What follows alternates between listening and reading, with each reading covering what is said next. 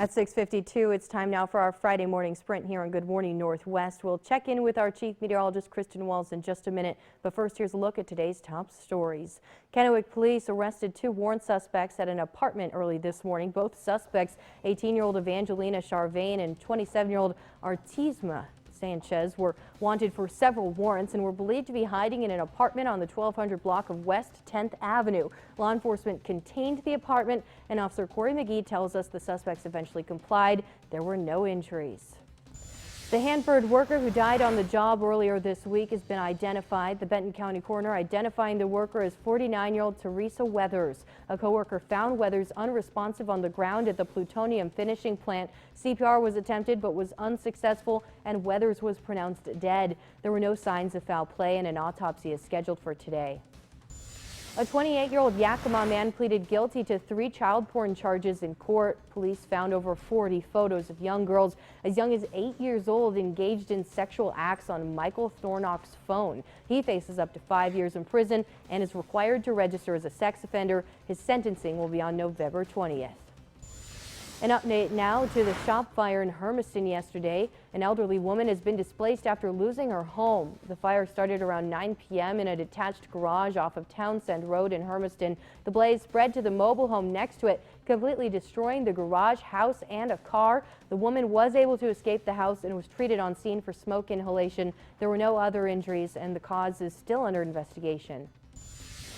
A stolen rental car was found wrecked and abandoned off of I-82 south of Kennewick yesterday afternoon. Around 1 p.m., Washington State Patrol troopers got a call about a potential crash about 200 feet off the freeway at milepost 128 near the Oregon border. The 2019 Nissan Versa rental was reported stolen 10 days ago. Troopers still working to identify a suspect. If you have any information, give them a call. Before Secretary of Energy Rick Perry is scheduled to resign later this month, he announced some changes that will impact our area. Perry notified Congress of a leadership change after consolidating manager roles at 2 Hanford offices. Brian Vance is expected to lead both the Richland Operations Office and the Office of River Protection. State investigators say safety violations led to a Seattle crane collapse that left 4 people dead in April. 3 of the 5 companies at the center of the probe have been cited by the Washington State Department of Labor and Industries and fined $107,000. The results found that the crane toppled because workers who were disassembling it had prematurely removed pins securing the sections of the crane's mast. And Richland police want to warn citizens of a new phone scam. Visitors at a local hotel in Richland received a phone call from a spoofed number that was the front desk of the hotel. The caller said they had an issue processing the card and requested to verify the card with the guest. The caller was not actually the front desk of the location, and the card number was then used to purchase gift cards. And more than 1 million people across Washington and Oregon participated in the Great Shakeout, an earthquake drill for local students. The tables would protect us from the things falling on us.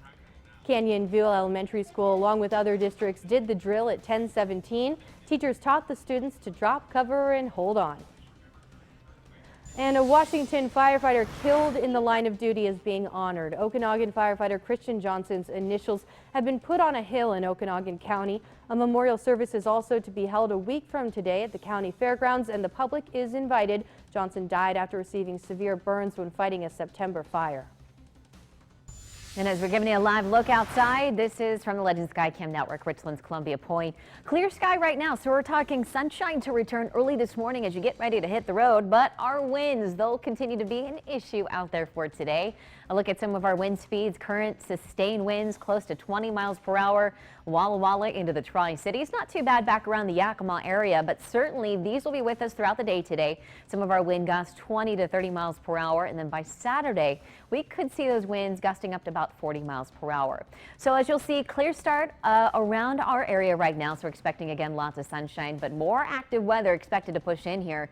Some rain showers right now around the Seattle area and Portland, and we're still expecting some snow showers as well back into some of those mountain passes.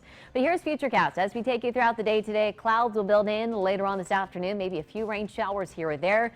Rain certainly likely overnight tonight, so some heavier downpours expected. That'll continue into early tomorrow morning, and then we should actually see a little little bit of some sunshine returning for your Saturday afternoon. Even by Sunday morning, we'll have that dry start and then the chance for some more wet weather by Sunday afternoon. But again, those snow levels will be dropping in some locations, especially for the northern Blues, down to near 4,000 feet. So that winter storm warning is in place there. Be sure to check past reports if you're traveling this weekend. So here's today's forecast and what we're expecting. 62 in the Tri-Cities with 60 degrees in Walla Walla. Upper 50s around Yakima. Again, some rain showers developing later in the day today with some breezy conditions.